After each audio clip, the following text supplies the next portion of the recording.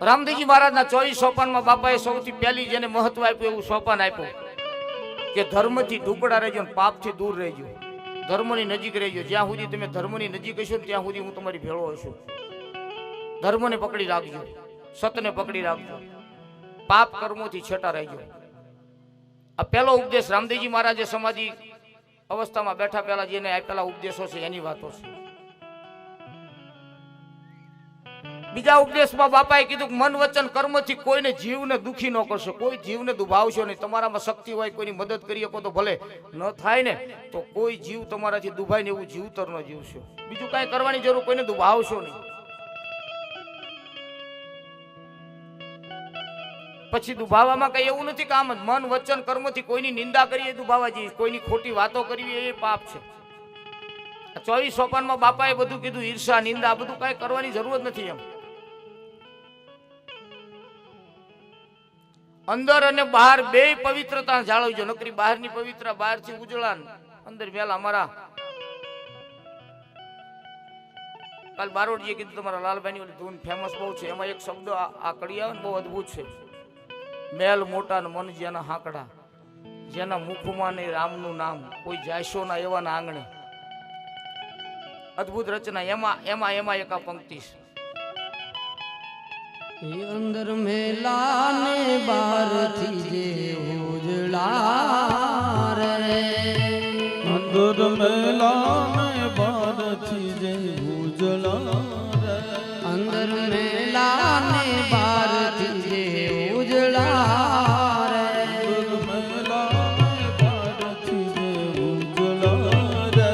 નામ મોટા પણ કામ એના ખોટા રે, મોટા પણ કામ એના ખોટા રે, નામ મોટા ને કામ એના ખોટા રે, મોટા ને કામ એમાં ખોટા રે.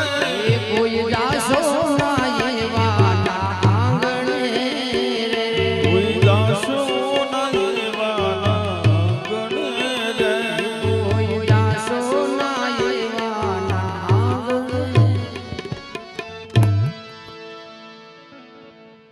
એટલે અંદર ને બહાર ની બે ની પવિત્રતા જાળવજો. નકરા બહાર થી ઉજળા થઈને ફરશો, ભગવાન કે એમ ભેળો નહીં થો. અંદર ની પણ શુદ્ધિ, મનની શુદ્ધિ રાખજો. વધારે પડતા ધનનો સંગ્રહ ન કરો. રામદેવજી મહારાજના વચન છે. વધારે પડતા કહેતા અમુક ને પછી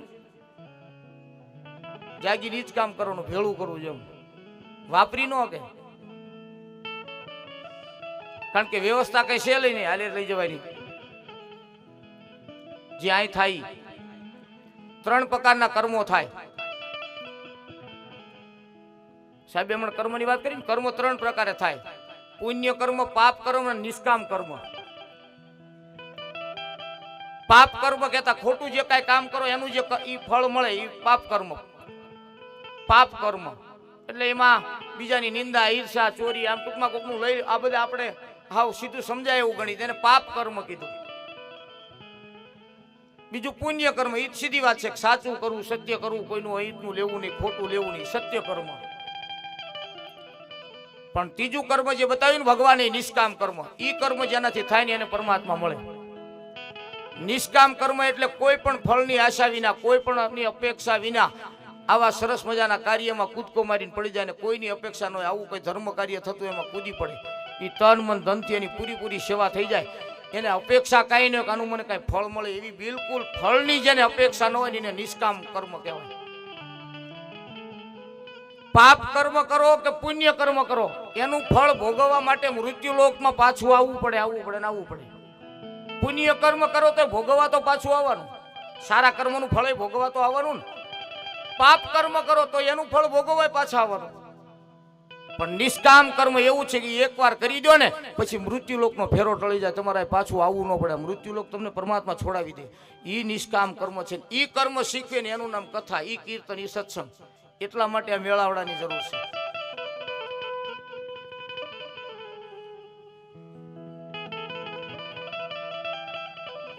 સદગુરુમાં પૂર્ણ વિશ્વાસ રાખી, એના શબ્દમાં વિશ્વાસ રાખીને બાપા કે એનું જીવન જીવજો. પૂર્ણ તમારા સદગુરુ પર ભરોસો રાખજો. ગુરુ શિષ્યની પરંપરાને બાપાએ બહુ ઉજળી બનાવી. અને કથાના અંતમાં આ બધી મારે એટલે વાતો કરી એના ઉપદેશો. ધર્મને ટકાવવા માટે ઘણું બધું આપણે કરવું પડશે. અત્યારે સનાતન ધર્મ પર એટલા બધા પ્રહાર થઈ રહ્યા છે, તમે રોજ મીડિયાની અંદર જોવો છો. સાહેબ, આ ધર્મને ટકાવવા માટે જાગવું પડશે. આપણા હિન્દુ ધર્મની અંદર પરમાત્માએ આપેલી આ બધી આપણી નિશાનીઓ છે કે આપણી પાસે 3 વસ્તુ તો હોવી જ જોઈએ. એનો મતલબ એવો નથી કે ન હોય એટલે ખોટું છે એવું નથી, પણ એ હોય એની જે નિંદા કરે છે એને કહું. કપાળમાં ચાંદલો હોવો જોઈએ. હિન્દુના દીકરાના કપાળમાં ચાંદલો હોવો જોઈએ. તમે ભગવાનની ઓળખાણ કરાવો. ગળામાં તુલસીની રુદ્રાક્ષની માળા હોવી જોઈએ. તમને મજા આવી માળા ગમે ગુરુ પાસેથી લ્યો કે એમથા કોઈને ગુરુનો એમનામ પહેરો, પણ મૂળ માળા રાખો. હરિના નામના તમારે ઉપાસક થવું હોય. અને ત્રીજું કામ એવું છે કે એમાં તમને આપણે જે સંતોને કહીએ વાળ રાખે, કેસ રાખે, દાઢી, એ ખરેખર જરૂરી. ભગવાન રામને કેસ હતા, કૃષ્ણને હતા, અને જેટલા રાજા મહારાજાઓ ક્ષત્રિયો થઈ ગયા ને બધાને જોજો, બધાને કેસ હતા. એનો મતલબ એ ખોટું છે એવું નથી. એ રાખવા માટે તમારી જવાબદારી બની જાય છે. આ બધી વસ્તુ કાંઈ ન કરીએ કોઈ કમસે કમ કપાળમાં ચાંદલો ને ગળા માળાને જાગી. અને આ ભગવાનના નામનું તમે જોજો, મ્યુનિસિપાલિટી વાળા કૂતરા ભરવા માટે આવે ને, બજારમાં બહુ કૂતરા કંદરતા હોય ને એટલે ફોન કરે ને કૂતરા ભરવા માટે મ્યુનિસિપાલિટી વાળા આવે ને, પછી જેના ગળામાં પટ્ટો હોય ને એ ન લે, એ કૂતરા ન ભરે. શું લેવાય ને ખબર પડે કે આ તો કોઈક માલિક નો લાગે છે. એમાં માળા છે ને ખબર પડે, ઓલો એમનો દૂધ આવશે ને તો ખબર પડશે કે આ કોઈક માલિક નો છે. બાકી ઓલા રખડતા રેઠિયાર જેવા લાગે. એટલે જરૂરી છે સાહેબ, પહેરવું ન પહેરવું તમારે. પણ આ ભગવાને કીધેલી વાત છે. આ ધર્મને ટકાવવા માટે તમારે ધર્મના નિયમોનું પાલન કરવું પડશે. સનાતન ધર્મ એને જ પહેર્યો કહેવાય, એને જ સનાતન ધર્મને સ્વીકાર્યો કહેવાય. તમે જોજો આ બધી આ આપણે ને આપણે માંગવાની. શ્રાવણ મહિનો આવે અને શ્રાવણ મહિનો એટલે દેવાધિદેવ મહાદેવનો મહિનો, ભોળાનાથનો. એ 1 મહિનો શ્રાવણ મહિનો આપણો ઉપવાસનો દિવસ. 1 મહિનાની અંદર આપણા હિન્દુ ધર્મમાં દેવાધિદેવ મહાદેવનો પવિત્ર દિવસ. એમાં આપણે મંદિરે જઈને દૂધ ચડાવી.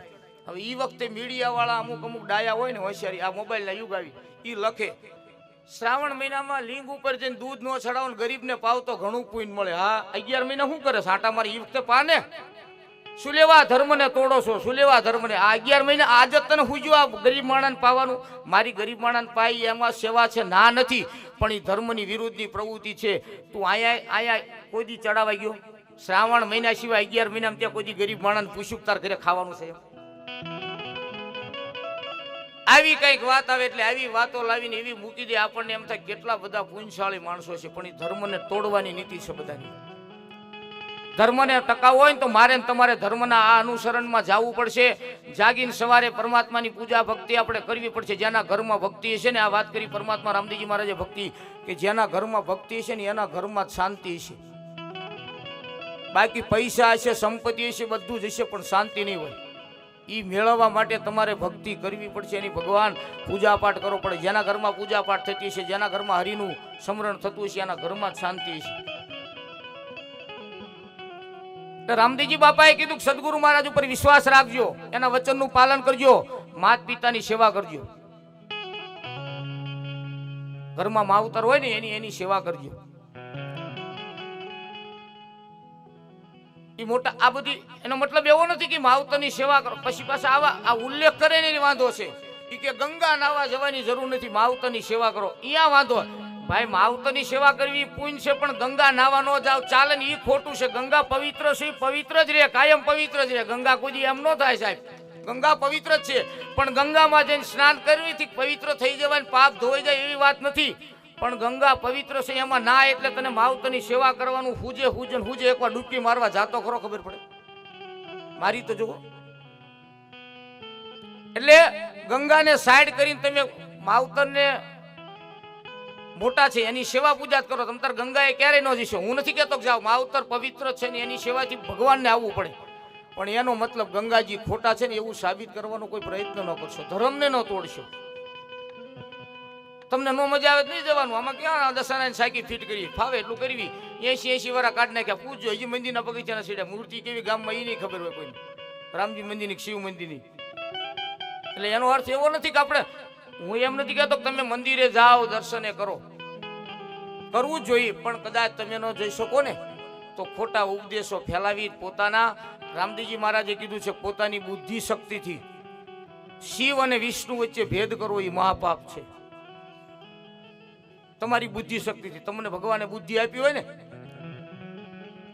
તો એનું સમતોલન બનાવો. ધર્મ આપણો એટલે ભાગ્યો કે મારું જ મોટું એમ, હું જ સાચો, મારું જ સાચું.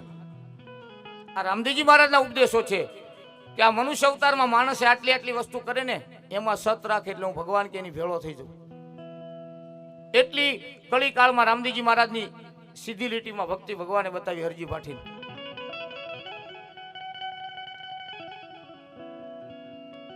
ભગવાને નાત જાતના ભેદ ન રાખવા એનો એક મોટો મહિમા સમરસતાનો દેવ આવ્યો કે કોઈ જીવ પ્રત્યે ભેદભાવ ન રાખશો, દરેકમાં મારો અંશ હોવો.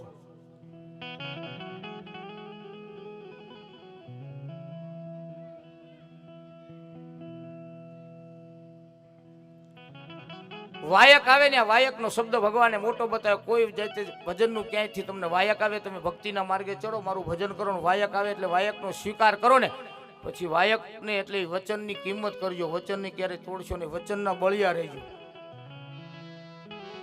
અને એ વચન માટે તો મારા સમઢિયાળામાં ગંગા સતી પાનબાઈન કે હે વચન રે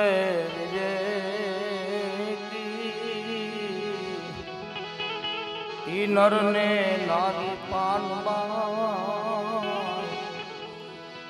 એ બ્રહ્માદિક લાગે જેને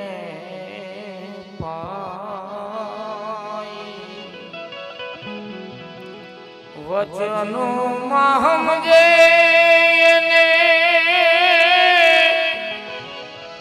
એ મહાસુખ ઉપજે પાનબાઈ વચનમાં જ સમજે તેને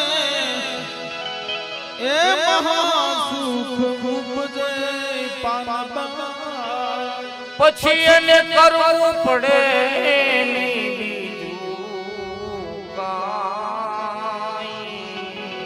વચનના વિવેકી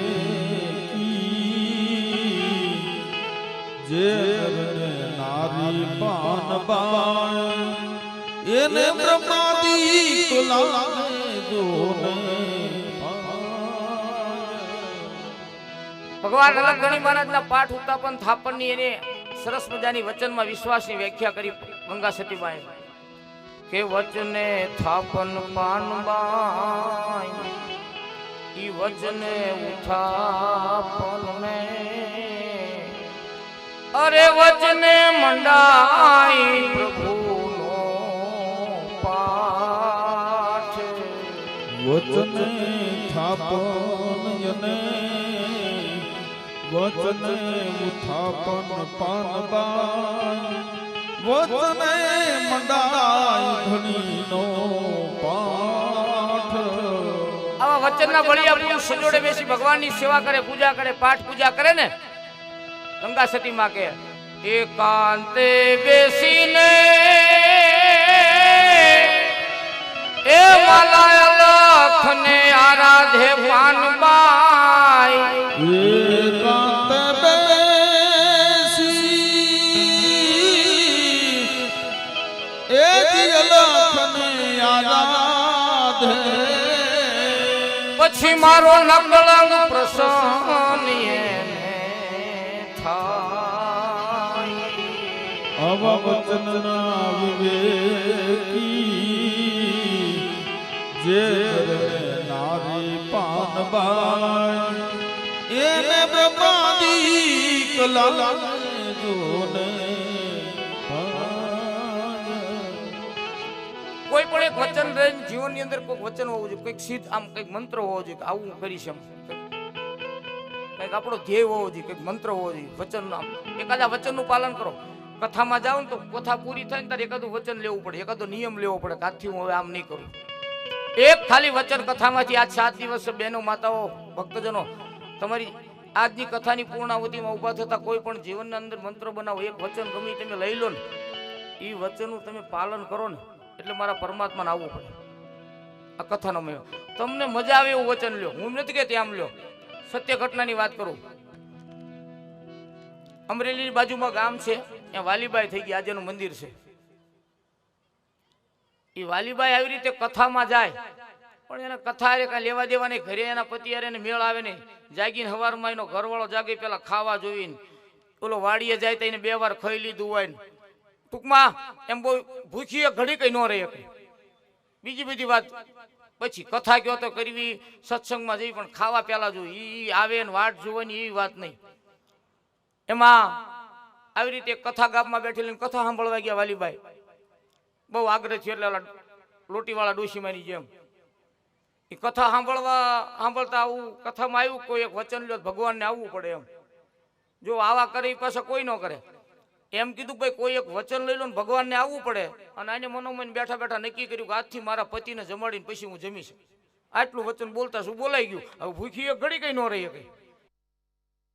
અને આવું વચન લઈ લીધું કે આજથી મારા પતિને જમાડીને પછી હું જમીશ, ત્યાં હું જમીશ નહીં.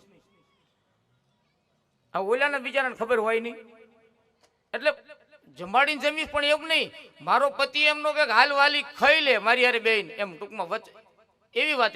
એમનો કે હાલ વાલી ખાઈ લે ત્યાં સુધી ખાવા નહીં બેવું. એ કેન પછી જ ખાવા બેહીશ. આ ઓલાને પછી વાત કરવાની, વચનની કિંમત જો એમાં ભગવાનને લાવવું હોય કેટલું બળિયા રહેવું પડે. પાછું એને તમે કહી દો કે તમે આવું કહેજો મેં વચન લીધું તો નહીં, મારે જોવું છે ભગવાન આવે છે કે નહીં. કે મારો પતિ જ્યાં સુધી એમ ન કે ગાલ વાલી ખાઈ લે ત્યાં સુધી ખાવું નહીં. હવે ઓલાને બિચારાને ખબર હોય ને કે આ જાગીને 3 વાર ખાય છે, આ ભૂખી રહે એવું બિચારાને ખબર હોય નહીં. ઓલો જાગીને હવારમાં ટાઈમ થયો એટલે આને ઘણા અકળ વકળ થઈ. ઓલો જાગ્યો હોય કે હમણાં, કારણ કે આને તો 2 વાર ખાઈ લીધું ને એક વખત મેળ ન આવે, કારણ કે વચન પાલન કરવું બહુ મુશ્કેલી વાળું કામ. ઓલો ખાવા બેસી ગયો, પણ એમનો કીધું કે વાલી હાલ ખાઈ લે. તે ખાધું, કારણ કે ખબર હોય કે આને 2 વાર ખાઈ લીધું હોય. એ ખાઈને વાડી એવી આવી ગયો. વાલીને એમ થયું ભારે થયું, હાલ એટલે આજનો દી તો ગયો. એ વાડીએ ભાત લઈને જઈ, ભાત દઈને આવે, ત્યાં ખાય તો એમનો કે વાલી ખાઈ લે. કારણ કે આને જેમ હોય ને કે ખાઈ ધરીને આવતી વાળું. 1 દી 2 દી 3 દી 5 દિવસના વાલીને ઉપવાસ થયા. અને કોઈ વાતે મૂક્યું નહીં. ભગવાન મૂંઝાણો કે આ વચન લે ને નિયમ લે દાવા લે, આને મૂક્યું નહીં, આને ખવડાવવા જવું પડશે, આને તો ભારે કરી. ભગવાનને સાહેબ એના સિંહાસનના પાયા ધ્રુજે તમે કોઈ વચનનું પાલન કરો તો. આ બહુ સરસ ઘટના છે, સત્ય બહુ લાંબી, પણ મારે તો પૂર્ણ આહુતિમાં જવું છે સમય સાથે. એટલે પછી એક દિવસ વાલી ભાત લઈને સીમમાં જાતા, ભગવાનને એમ થયું કંઈ કરવું પડે. એટલે ભગવાન માણસનું રૂપ લઈને એના પતિને આવીને કહી ગયો કે તારી પત્ની વાલી આવે છે, તારી યારે ખાય ખરી? કે હા. તો એને કહેજે ને ખાઈ લે, મારે જોવું છે ખાય, હું આવું. તારી યારે ખાય નહીં? કે ના ના હું ખાય. તો હું કહું તો એ તો આમ થાય હું ન હોય તો ખાઈ લે, મારી યારે ખાય જ ને. કે પણ કે એમને ભલે ખાઈ લીધી, પણ તું એકવાર એમ કહેજે હાલ વાલી ખાવા, પછી તું જોઈજે કેવું થાય છે. આટલું કહીને ઓલો ભાઈ ભગવાન રૂપે ટૂંકમાં સંકેત કરીને વયો ગયો. આ ભાત ઉતાર્યું, ખાવા બેઠા અને બોલ્યો હાલ વાલી ખાઈ લે, હાલ વાલી ખાઈ લે. એટલું કીધું ને વાલી ભડકી, હે તમને કીધું જ કોઈને? તો આ 5 દી થયા, 6થો દિવસે આ તમને હાલ વાલી ખાઈ લેવું કીધું કોઈને? બોલે કીધું પણ છે શું? ના મારે એ નિયમ હતો કે તમે કહો વાલી ખાઈ લે, પણ મારે જોવું તું 5 દી તમે કીધું. આ નક્કી તમને કોઈ કહી દીધું? કીધું કોઈને? એને બોલાવો ને તો જ ખાવું, નથી ખાવું. હવે કઈ વિયો ગયો એ તો નારાયણ હતો, એને ક્યાં ગોતવો? વાલીએ પકડી હેઠ કે હવે તો સમજો ઈ વચન લીધું પાકું. હવે તમને જે કહી ગયો ને આવે ને તો જ ખાવું સાહેબ. તમે નહીં માનો, પરમાત્મા મૃત્યુ લોકમાં આવવું પડ્યું વાલીને ખવડાવવા માટે સાહેબ. એક ખાલી તમને મજા આવે એવું વચન લઈ લો ને તો ઈશ્વર એની નોંધ કરીને બેઠો છે. એટલે અહીંથી ઉભા થાવ ને એટલે વચન મારું તો કાલનું આયોજન મારું ધીમું ચાલુ છે કે હું 7 દિવસથી ટાર્ગેટ કરીને મારું મોટું કામ છે વ્યસન મુક્તિનું આ વ્યાસપીઠેથી. એટલે હું તો આજની કથા ભગવાનના ઉપદેશ સાથે આપણે તો હવે પૂર્ણાહુતિ તરફ જવું છે. પણ 2-5 મિત્રોને મેં કાલે હેલી કર્યા છે.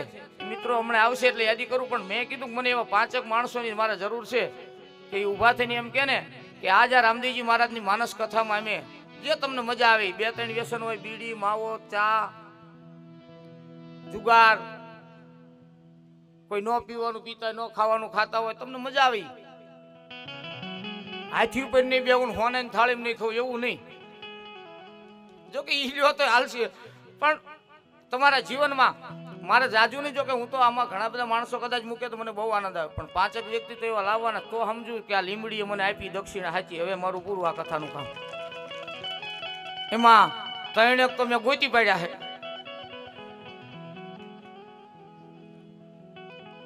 ત્રણને તો હું ગોતીને બેઠો છું. હજી બે ને જો કે ગોતવાના નહીં, સ્વેચ્છિક એમ કે ને આવીને એની વાત. એટલે હમણાં ઈ કથાના દોરમાં આવીશ ત્યારે હું એને યાદી કરાવીશ. પાપ કર્મ છે ને એ ધોવાતું નથી. કાલે વાત કરી હતી, એ મિથ્યા ન થાય, કરેલું કર્મ ભોગવવું જ પડે. પણ આ સારા સત્કર્મો થાય ને એને નીચે આ દબાઈ જાય. અને ભગવાન એવી સારા સત્કર્મોની શક્તિ પરમાત્મા એવી આપે કે આ ખોટા કર્મોની સજા કેમ પૂરી થઈ જાય ને આપણને ખબર ન પડે. મીઠાની ગાંગડી હોય ને એને તમે પાણી ભરેલી વાટકીમાં નાખી દો, પછી ઓગાળો, ઈની મીઠું તળાવમાં નાખી દો. એટલી જ ગાંગડી લેવાની, બે ગાંગડી લેવાની, એકને વાટકીમાં નાખો અને એકને પાણી ભરેલા તળાવમાં નાખી દો. છે મીઠું, સ્વભાવ ખારો છે. પછી તમે વાટકીનું પાણી પીવો અને તળાવનું પાણી પીવો. વાટકીનું પાણી આપણે પી ન શકીએ, કારણ મીઠાનું પ્રમાણ જાજુ છે ને, પાણી ઓછું છે. ઈના એ મીઠાની ગાંગડીને તમે પાણીમાં તળાવમાં નાખી આવો, ઓગળી જાય. મીઠું છે, ખારું હોય, એમાં કાંઈ એનો સ્વભાવ ન બદલાય. પણ એમાં પાણી જાજુ છે ને એટલે એ દેખાય નહીં. એમ કર્મ એવું છે, જો સત્કર્મ જાજુ ભેગું થઈ જાય ને તો નાના નાના કર્મો અંદર ઓગળી જાય, ખબર ન પડે આપણને. એ ઓગાળવા માટે આ કથા આપણે ઊભી કરી. એટલે ભાવથી આપણે, અને એવું નથી ભાઈઓ કંઈક નિયમ લેવો, બહેનો નહીં લેવાય. જે તમને મજા આવી, શીકણી બીકણી ગણતા હોય તો આપણું કામ છે છેલ્લે સાર્થક કરવાનું કથાનું. અહીંથી મારો ભાવાર્થ, અહીંથી ઉભા થઈને છેલ્લે કાંઈ ન કરો ને સાહેબ, હરિકીર્તન સકીર્તન રોજ પોતાના પરિવારમાં થાય. એક નિયમ બનાવો, મારા ઘરે રોજ જે તમે ઈશ્વરને માનતા, હું નથી કહેતો તમે રામદેવજી મહારાજની સેવા પૂજા કરો કે એની આરતી કરો. તમારા ઘરે માતાજી હોય, ભગવાન હોય, સવારમાં નિત્યક્રમ જાગી પરિવાર ભગવાનની પૂજા આરતી કરો, પૂજા પાઠ કરો. ઘરમાં ભક્તિ આવે, ધર્મ આવે ને એવું એક વાતાવરણ બનાવો. રોજ જાગીને ભગવાનને દીવા અગરબત્તી જે કાંઈ તમારા ભાવથી કરતા એ કરી નામ સ્મરણ કરો. એક માળા પ્રભુના નામની કરો. તમારા ગુરુ મહારાજે જે મંત્ર આપ્યો ને મંત્રનો જાપ કરો, એની પર પૂર્ણ ભરોસો રાખો. આ કથામાં એક સાર્થક તમને નિયમ બતાવું. અને કોઈ એમ થાય કે ભાઈ કોઈ ગુરુ મહારાજ નથી, મને કોઈ મંત્ર નથી આપ્યો અને મારે કઈ નામ લેવું, તો મારો અનુભવ છે સત રામદેવાય આવું નામ જગતના ચોકમાં મને ક્યાંય જોવા નથી મળ્યું. તમે જાગીને બસ સત રામદેવાય નમઃ એવા કદાચ એક માળા 108 નામ બોલો, સત રામદેવાય. સારું લાગે બોલવાનું, આમાં ક્યાં આપણે છૂટા આપ્યા. થોડાક દી કરી દેવાનું અખતરો, સારું લાગે બોલવાનું, બેન કહી દેવાનું. આમાં કઈ છૂટા દેવાની જરૂર, આમાં કઈ કિંમત તો ચૂકવાય નથી. પણ મારો ભરોસો બોલે છે કે સત રામદેવાય નમોની એક માળા તમે સવારમાં જાગીને કરો. 1 દી 2 દી 5 દી અઠવાડિયે તમને ખબર પડે કે રામદેવ નમોનો એક મંત્ર બોલવાથી પરિવારમાં કેટલી શાંતિ આવે છે. એકવાર અખતરો કરી દો, તમે એનો અનુભવ કરો એકવાર સાહેબ. એટલો પાવર છે સાહેબ રામદેવજી મહારાજના નામમાં. રામ નામમાં પાવર છે, કૃષ્ણના. મેં એમ કીધું હું એનો ઉપાસક છું એટલે હું રામદેવજી મહારાજની વાતો કરું છું. તમને મજા આવી નામ તમ તારે નક્કી તમારી જે ગુરુ મહારાજે નક્કી કરાવ્યું હોય ને એના નામનો પાવર તમે ચલાવજો. આજે આપણી પોથી યાત્રા છે, સમય આપણી પાસે બહુ ઓછો છે. મિત્રોના બધાના સન્માન આપણે કરવા છે. એટલે પહેલા કથાને પૂર્ણ કરતા પહેલા 10-15 મિનિટ એ મિત્રોને આપણે સમય આપી દઈએ ઝડપથી. જે મિત્રો આ કથાને સાર્થક કરવા, ભગવાનના ગુણને, ભગવાનના આ દિવ્ય કાર્યને જેને ઉજળો કર્યો, જેને તન મન ધનથી બહુ સારી મહેનત કરી છે, તમામ મિત્રોને આપણે બિરદાવવા જોઈએ. ભગવાન પરમાત્મા બધાની નોંધ લઈને બેઠો છે. સારા કાર્યની, સારા કર્મોની સેવાનું નોંધ કોઈ કરે કે ન કરે ઈશ્વર પાસે છે. પણ માણસ તરીકે આપણી ફરજ છે કે એને આપણે યાદ કરવા જોઈએ. થોડા અમારા મહેમાનો પણ છે, એની પણ આપણે યાદી કરીએ. અમારા સાહેબશ્રીને અને મિત્ર મંડળને કહીએ, બધાની આગતા સાગતા કરીએ. જે મિત્રોએ આમાં કાંઈ કાર્યક્રમમાં યોગદાન કર્યું છે બધાને આપણે ભાવથી બિરદાવીએ, બધાનું સન્માન કરીએ ને પછી 10 મિનિટ પાછો કથાનો એક નાનો એવો ટુકડો દોર લઈ અને કથા વિરામ કરી. જેના ઘરે આજની પોથી જાય છે એવા અમારા વિકીભાઈના ઘરે પણ આપણે બધા વિકીને હવે પછી એક નવું નામ મારી રામદેવ માનસ કથા આપે છે, ડૉક્ટર વિકી. એ ડૉક્ટર વિકીના ઘરે આ કથા જશે. મેં એક નવું નામ આપ્યું છે. બસ મારી કથા એક માણસને, એક જ માણસની જીવનની અંદર એટલું બધું પરિવર્તન લાવીને, એટલે મને એમ થયું કે મેં કથા કરી. કાલના સમયની કોઈને ખબર નથી, પણ મારા રામદેવજી મહારાજે હાજરી આપીને એક માણસના જીવનમાં આટલું પરિવર્તન જો કથા લાવી શકતી હોય, તમે કલ્પના કરો. જેના ઘરમાં નિત્ય મારા રામદેવજી મહારાજનો જાપ જપાતો હશે, જેના પરિવારમાં નિત્ય અલગ ધણી મહારાજની પૂજા સેવા થતી છે એના પરિવારમાં કેટલી શાંતિ હશે કલ્પના કરો. ખાલી 7 દિવસ રામદેવજી મહારાજની કથા સાંભળવાથી, 7 દિવસ રામદેવજી બાપાના સાનિધ્યમાં બેસવાથી જો જીવનમાં આવડું મોટું પરિવર્તન સાહેબ આવી શકતું હોય તો તમે કલ્પના કરો જે ઘરની અંદર મારા અલગ ધણી રામદેવજી મહારાજના મંત્ર જાપ થતા હશે, જે ઘરમાં મારા રામદેવજી મહારાજના ગુણગાન ગવાતા હશે, જે ઘરમાં મારા રામદેવજી મહારાજની ભક્તિ માનસ ગાથા ગવાતી હશે ને એ પરિવારમાં કેટલી શાંતિ આવતી છે. આ જ અનુભવની વાત. એટલે ભગવાન અલગ ધણી મહારાજનો જાપ દરેકના ઘરમાં જાય. તમને જે કાંઈ વિશ્વાસ પડે, જે શ્રદ્ધા પડે, જે ભગવાન માતાજી દેવ દેવસ્થાન એમાં તમે શ્રદ્ધાપૂરી તમારા ગુરુ પર વિશ્વાસ કરી મા બાપની સેવા કરો. પરિવારની અંદર ભક્તિનું વાતાવરણ બનાવો. વૈરાગ અને જ્ઞાન ભક્તિના દીકરા છે. જાગશે એટલે ભક્તિ આવશે, ભક્તિ આવશે એટલે ભગવાન આવશે, અને ભગવાન આવશે એટલે એ ઘરમાં પરમ શાંતિનો અનુભવ તમને થશે. પરમાત્મા શિવે મૃત્યુલોકમાં શાંતિ આપે એવું કોઈ સાધન નથી. ઉત્તમમાં ઉત્તમ જીવનની શાંતિ માટેનું સાધન હોય ને તો એ હરિનામ છે. લેવાય એટલું લેજો એ ભાવ સાથે આગળનો દોર આપણે સાહેબને સોંપીએ. થોડી વાર એ બધા મિત્રોનું સન્માન કરી પછી પાછા આપણે કથાને પૂર્ણ કરીએ.